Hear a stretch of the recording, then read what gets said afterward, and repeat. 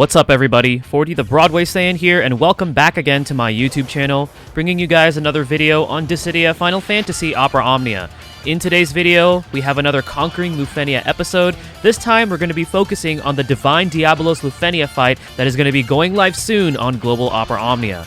But first, if you guys are new to the channel, be sure to hit that subscribe button and turn on that notification bell. That way you guys are not missing out on future uploads. And if you guys enjoy what you see on this channel, be sure to hit that like button and share this video, as it does help me out. As always, I want to give a big thanks and shout out to the Tonberry Troop. Be sure to check out their website because it does have a guides portion where you could navigate to the Lufenia research portion of their website, where you could find comprehensive guides for each and every upcoming Lufenia fight, how to deal with the orb, what are some recommended characters to bring, and also what are some boss mechanics that you should be looking out for. Be sure to check it out. I will be leaving the link in the video description as well as the pinned comments. Without further ado, let's go ahead and talk about the Divine Diabolos Lufenia fight upcoming for Global Opera Omnia. Alrighty guys, so we're going to go ahead and talk about the details for this upcoming Divine Diabolos Lufenia fight. First of all, Diabolos, when you actually enter the battle, he is not going to have any kind of resistances, immunities, or absorptions, and he's not going to have any kind of like debuffs that he is immune to at the start of the battle, though, because there is a certain part in the fight that you do need to pay attention to, and we'll get to that when I actually talk about it.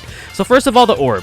So the orb starts off, at the beginning of the battle. It's at a 12 count, and it's going to be disappearing at 79%, and then reappearing at 49% at a 10 count. And the way that you increase the count is by granting 6 or more buffs in a turn, and it increases it by 15. So characters that can do that are, for example, Ramza. He's going to be synergy for this. Ramza grants 2 generic buffs to each party member, and that counts as 6. Other characters you could look into that do that is, for example, Pinello. You could use Saz. You could use Beatrix. There's a lot of different characters that do that. So depending on what you have, be sure to, try bringing that character. But Ramza's pretty much going to be the one that you're going to go for if you guys are going to be pulling for him.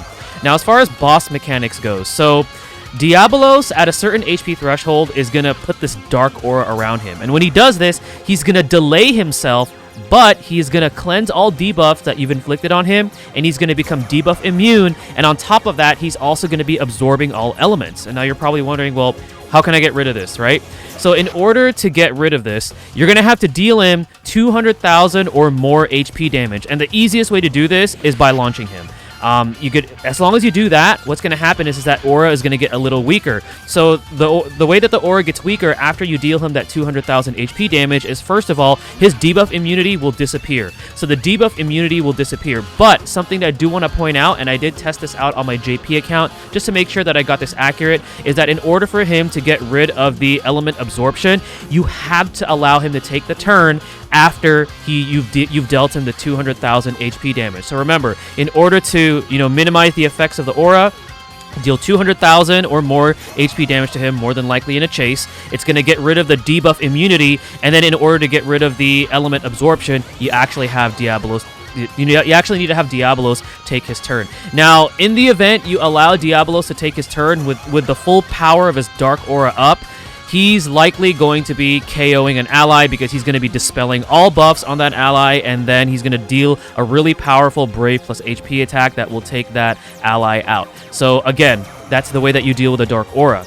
Now, as far as his recast ability, so after he uses it, he's going to have another aura, and you can tell because there's going to be like these voids by his side. It's going to be increasing the HP damage he receives, but he's also going to be further increasing the Brave damage reduction that he receives. So while you could deal more HP damage to him, the Brave damage that you're going to be dealing to him is not going to be nearly as much. So you just want to keep that in mind if you guys are on the receiving end of his recast attack. So how do you deal with this Lufenia? So 3 things that you want to keep in mind. Buffs, so Ramza, for example. Launching, because you want to have a way to deal as much damage as possible in a turn. And also delay. It is actually very possible to prevent Diabolos from using his recast ability entirely, and also never letting him get a turn.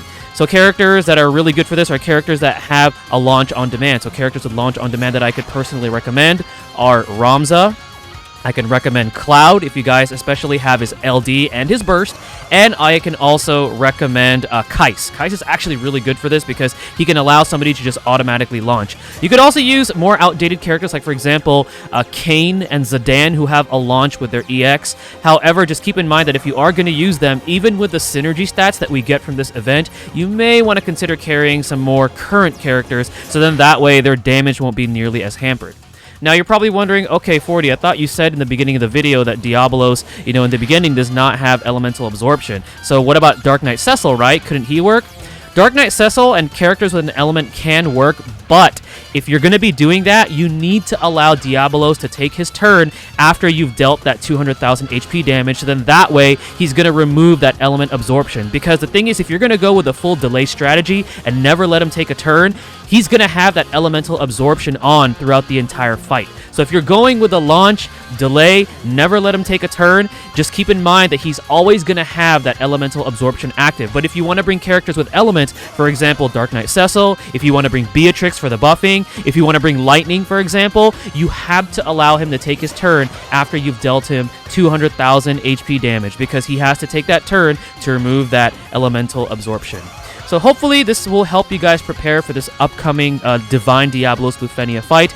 I personally don't think this is going to be nearly as hard, especially if you guys, first of all, are going to be pulling for Ramza, or if you have a character like Cloud on hand, for example, who could, really make this fight a whole lot easier, and then just bring it some kind of a character that could buff, and then afterwards, a character that can, control his turns, such as Delay, or like an Mid-Italian friend, and all in all, it's going to be a pretty simple fight compared to the other Lufenias that we've seen, as of late. Alright guys, well thank you again for watching. This is 40 the Broadway Saiyan signing out. Mahal everyone.